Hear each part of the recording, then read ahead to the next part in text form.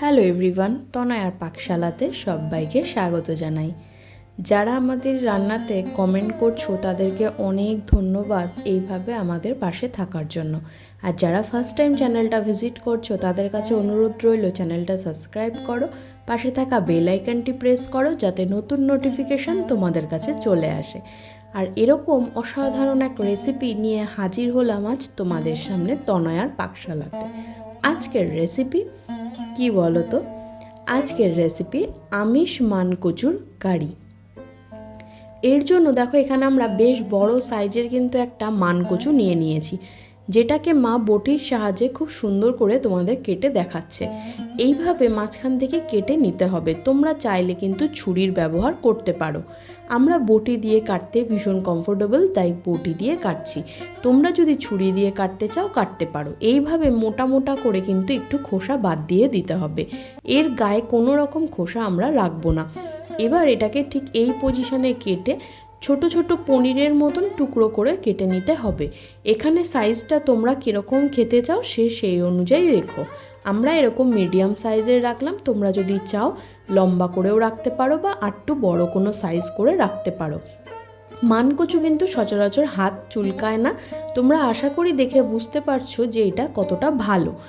এবার এইখানে দেখো আমরা নিয়ে নিয়েছি কাতলা মাছের মাথা, যেগুলোকে টুকরো টুকরো করে কেটে রাখা রয়েছে।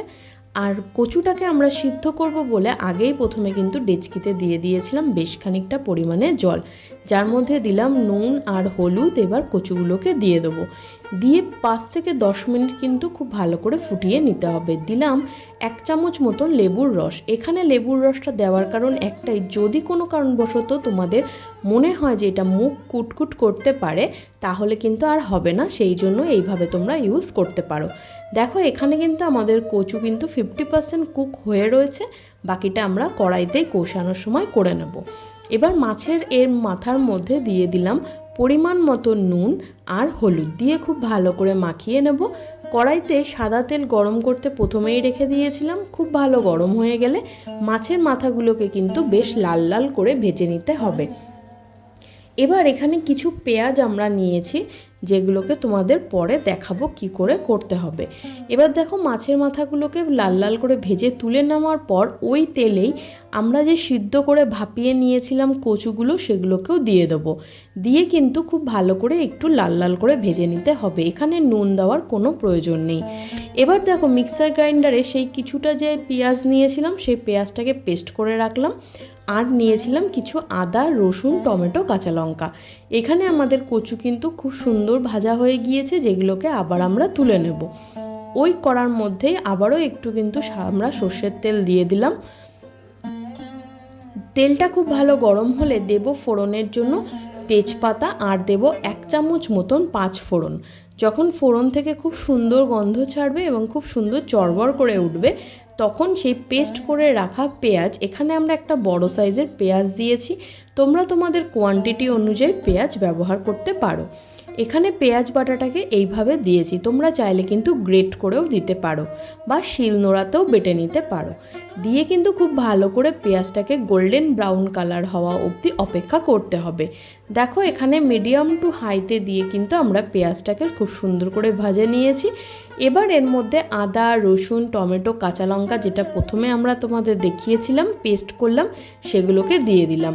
দিলাম 1/2 চামচ মতন জিরের গুঁড়ো, দিলাম লঙ্কার গুঁড়ো, দিয়েছি কাশ্মীরি লঙ্কার গুঁড়ো সুন্দর একটা রঙের জন্য, দিলাম সামান্য একটু চিনি, আর দিলাম হলুদের গুঁড়ো।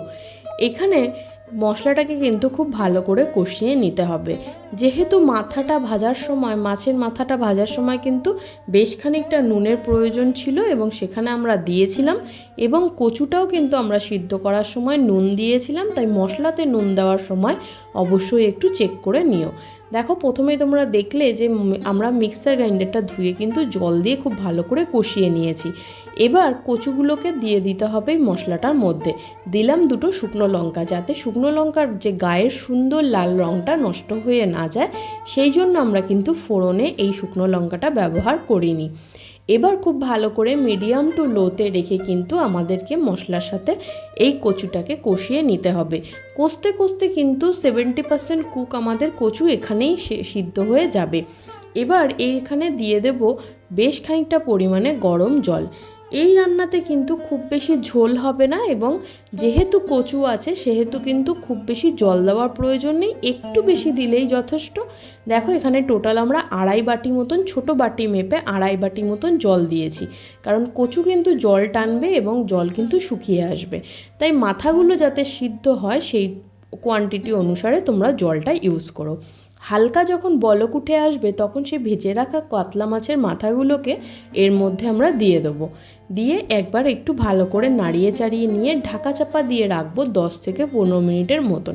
ততক্ষণে আমাদের মাথা এবং যে কচুগুলো ছিল সম্পূর্ণ কুক হয়ে যাবে।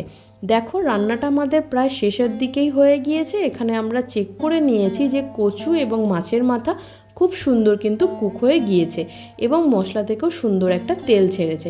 গরম মশলার গুঁড়ো এখানে ওপর থেকে ছড়িয়ে দিয়ে একটু নাড়িয়ে দিয়ে গ্যাসের ফ্লেমটাকে অফ করে দিয়ে স্ট্যান্ডিং টাইমে ঢাকা চাপা দিয়ে রেখে দেবো 5 থেকে 7 মিনিটের জন্য।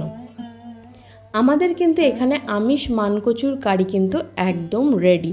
এবার এটাকে সার্ভ করে নেব। দেখো যে পরিমাণে ঝোল ছিল সেই পরিমাণে কিন্তু ঝোল আর নেই, বেশ থকথকে ব্যাপারটা হয়ে গিয়েছে এবং মাখো মাখো একটা ব্যাপার আছে, খেতে ভীষণ ভালো হয়। তোমাদের হাইলি রেকমেন্ড করব, অবশ্যই একবার বন্ধু বান্ধব আত্মীয় স্বজন সবার সাথে এই রেসিপিটি শেয়ার করো, তাদেরও ভীষণ ভালো লাগবে। নিত্য নতুন কোনো রেসিপি দেখতে হলে কমেন্ট সেকশনে জানাও যে তোমাদের কি রেসিপি দেখতে চাও। আমি আমার মা নিশ্চয়ই এরকম কোনো রেসিপি নিয়ে হাজির হব তোমাদের সামনে।